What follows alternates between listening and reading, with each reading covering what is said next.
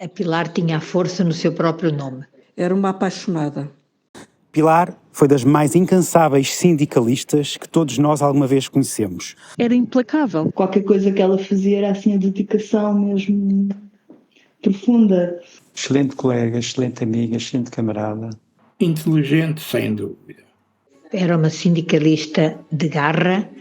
Energia contagiante, perseverança, astúcia, firmeza na voz e um coração cheio de bondade. Era uma força da natureza otimista, cheia de ideias e invenções. A Pilar tinha razão. Mas a Pilar tinha isso, era apaixonante. Tinha no peito a coragem, trazia os filhos na mão. A minha mãe tinha montes de papéis, não é? Além de ser esposa e dona de casa, porque ela chegava aqui a casa depois de um dia de trabalho a abolir, ainda ia fazer pratos e quiches e bolinhos e pá, tudo o que ela podia fazer e limpar e arrumar. Epá, fazia todas as coisas do teatro, porque ela é que escrevia as peças, ela é que fazia os cenários, ela é que maquilhava, ela é que fazia os cartazes, ela é que fazia tudo. A atividade sindical, né, que ocupava imenso tempo, as viagens todas, que eu lembro ali 2 ou 3 anos então que ela passou a vida a ir aos Açores e vinha aos Açores. Parecia que os dias dela tinham 48 horas, porque ela conseguia fazer coisas que eu acho que não era possível. Já acho que a profissão de médico é tão absorvente, tão, não é? E o grupo de teatro OSP e tal, em 8 anos já apresentou mais de 10 peças, sempre com a colaboração de todos os setores profissionais do São José, desde médicos e enfermeiros a motoristas e costureiras. Isto é um elo de ligação entre toda a gente, é uma forma de divertir o pessoal também, de quebrar um bocado o ritmo de trabalho, a dureza, enfim, do trabalho que se exerce, e de atrair cada vez e de fixar cada vez mais as pessoas a uma instituição onde gostamos de trabalhar. Conheci-a mais ou menos em 2007, 2008, eu ainda era estudante de medicina e na altura conhecemos-la porque eu e outros estudantes, porque estávamos a começar a falar de questões relacionadas com o trabalho médico e eventual precariedade entre os médicos. Na altura ninguém achava que viesse a ser uma realidade. Decidimos organizar uma sessão em que, entre outros convidados, teríamos alguém do sindicato e a Pilar foi em representação do sindicato. E no final da sala ficou a falar connosco, com um grupo de estudantes, e logo a tentar, não a tentar, ela era extremamente cativante e conseguiu-nos logo fazer ficar muito interessados pelo associativismo e também pelo potencial de ação que os sindicatos médicos tinham nas questões para as quais estávamos a começar a ficar atentos. Então os mais jovens, os internos, são obrigados a fazer bancos de 24 horas, dia sim, dia não. Isto é completamente contra qualquer regra. Conheci a Pilar durante o curso. Uma época cinzenta, com polícias a cavalo, cães, estudantes mortos, perseguições, prisões. A Associação de Estudantes chegou a estar fechada com a porta com tijolos. Mesmo nessa altura, os grupos auto-organizados tentavam inventar resistência. Foi a época em que a Pilar fazia uns desenhos para cartazes magníficos e eu colocava o texto das falas e, nesse aspecto, uma completava a outra. Passámos pela fase de saneamento de professores da faculdade, professores que eram autoritários e misóginos, muitos deles, e também por muita discussão, RGAs. A Pilar era das mais combativas e com um sentido de idealismo e justiça assinaláveis. Separámos-nos após a faculdade, escolhemos especialidades diferentes e fomos para locais diferentes. Quando nos reencontramos no sindicato, passado uns anos, era a mesma Pilar, com uma capacidade de trabalho, como vi em poucos, completamente invulgar, com o mesmo entusiasmo, o mesmo otimismo. Eu fui à terra do bravo, eu fui à terra do bravo, bravo meu bem, para ver se embravecia, bravo meu bem. Depois do 25 de Abril, e depois de ter acabado o curso, ela foi fazer o serviço médico à periferia. E acho que foi nessa altura que ela foi para Mafra e que esteve muito, muito envolvida naquilo que era o início de campanhas de vacinação e do Programa Nacional de Vacinação. E lá está, nessa altura, muitas das pessoas com quem ela contactou nunca tinham estado com um médico na vida. E essa experiência marcou-a muito. Depois de algum tempo no Serviço Médico à Periferia, começou o internato geral em Odmira.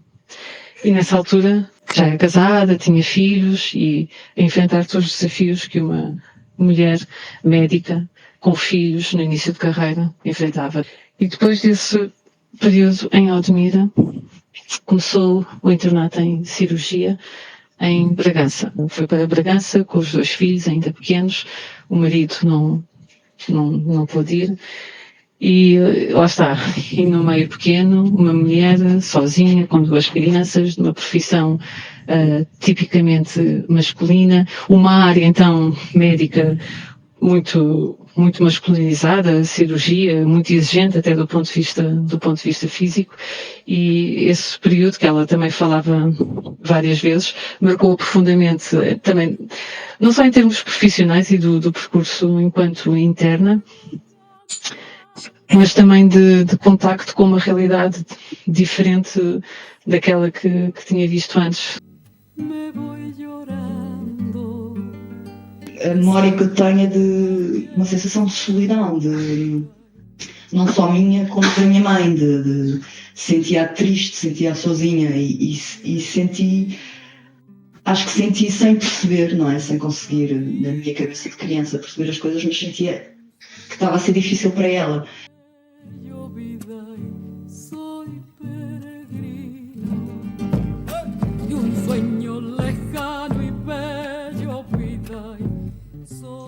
Uma das histórias que a Pilar contava de quando era estudante de medicina, antes do 25 de Abril, foi uma noite em que a PIDE colocou um muro na porta da Associação de Estudantes para impedir que os estudantes utilizassem aquele espaço para reunirem e para se organizarem. E, portanto, assim que os estudantes viram que havia um muro, deitaram um muro abaixo. Acho que não foi muito difícil, porque o muro tinha sido construído há pouco tempo e foi relativamente fácil deitá-lo abaixo. O cimento ainda não tinha secado. Já os galos cantam ao meu amor. Com a criação do Serviço Nacional de Saúde em 79, passámos de uma época em que as pessoas teriam que pagar qualquer tipo de cuidado, qualquer pequena cirurgia que fosse necessária, por mais simples que fosse, teria que ser paga. Poucas pessoas tinham capacidade económica para isso. Não havia acesso a medicamentos, os medicamentos eram totalmente pagos. Com o Serviço Nacional de Saúde, com a distribuição de medicamentos, com a gratuidade de alguns medicamentos, pelo menos aqueles fundamentais, os tratamentos, as cirurgias, as pessoas passaram a ter acesso e tem sido uma diferença espantosa. Eu conheci a Pilar no fim dos anos 80, princípio dos anos 90, quando ambos éramos internos no Hospital de São José. Ela era conhecida como a colega do sindicato, era a cara do sindicato no hospital. E só mais tarde, aí pelos anos 2003, 2004, é que começámos a trabalhar na mesma equipa na área da cirurgia coloretal e da proctologia. Nessa altura tornámos amigos. Ela era uma mulher numa especialidade de homens e que nunca deixou que isso a inibisse, de fazer, seja fosse o que fosse. E era uma força da natureza. E fez isso tudo sem exigir para ela nenhum cargo de chefia ou de protagonismo especial. Bastava-lhe lutar pelos seus ideais e pelo Serviço Nacional de Saúde Pública. Tradicionalmente em São José, as ceias das pessoas que faziam urgência, depois uma ceia recheada, com pão, com alguns bolos, com café, com fruta, uma refeição para restabelecer a energia no meio de uma jornada muito longa de trabalho e muito exigente e de noites de urgência. E a determinada altura o Conselho de Administração decidiu alterar o formato das ceias, portanto deixaram de ser num espaço em que as pessoas podiam fazer uma pausa, estar sentadas, interagir, comerem para se restabelecerem. Esse espaço de repente passou a estar encerrado à noite e a ceia foi substituída por sacos individuais em que cada saquinho continha uma carcaça num saco de plástico, um pacotinho de manteiga, uma saqueta de café e mais nada. Portanto, nem sequer havia uma faca para cortar o pão e barrar o pão com manteiga. E todos estes saquinhos individuais de ceia estavam enfiados num saco gigante. E um dia de saída de noite, de urgência, a Pilar furiosa com aquela alteração, e que de facto representava um retrocesso, e foi direta ao Conselho de Administração e pediu para falar com o Conselho de Administração e rompeu pela sala a dizer: querem carcaças, comam-nas vocês, que é assim que se tratam as pessoas que estão aqui a trabalhar uma noite inteira. Fui lá ao Hospital São José, lá à paróquia, levar-nos de roupas para oferecer. Encontrei lá o padre para me dizer que era filha da doutora Pilar. O homem desfez: ai, a doutora Pilar, se não fosse ela, agora comíamos em cantinas separadas. Houve aqui uma altura que quiseram pôr os doutores, os médicos, todos a almoçar num lado e os enfermeiros e o resto do pessoal no outro lado. E ela bateu o pé: qualquer esta coisa, viram uns de um lado e outros do outro lado. Nem pensar, anda lá a bater o pé e agora comemos juntos, é à pala da doutora Pilar, nunca mais me esqueço. Sentimos-nos muito enganados ou empatados mais, não enganados, empatados nas reuniões sucessivas que têm sido feitas no Ministério, em que depois nada se concretiza.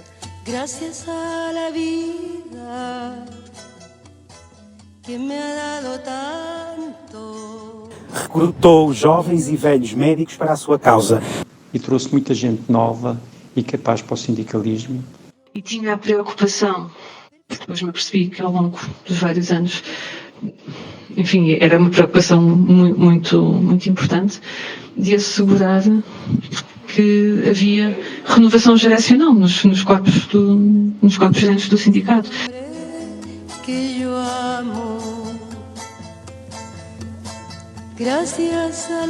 Hoje as mulheres dominam a medicina e ela ajudou a abrir esse caminho difícil. Ensinou centenas de outras mulheres a serem médicas, sempre pelos doentes, sempre pela causa pública. Pilar, cirurgia feita, não tinha plumas nem fastio. Vestia a bata branca e saía à rua com um molho de panfletos no braço e distribuía-os numa estação de metro à porta de São José ou onde quer que estivesse o povo anónimo que um dia há de voltar a ter nome.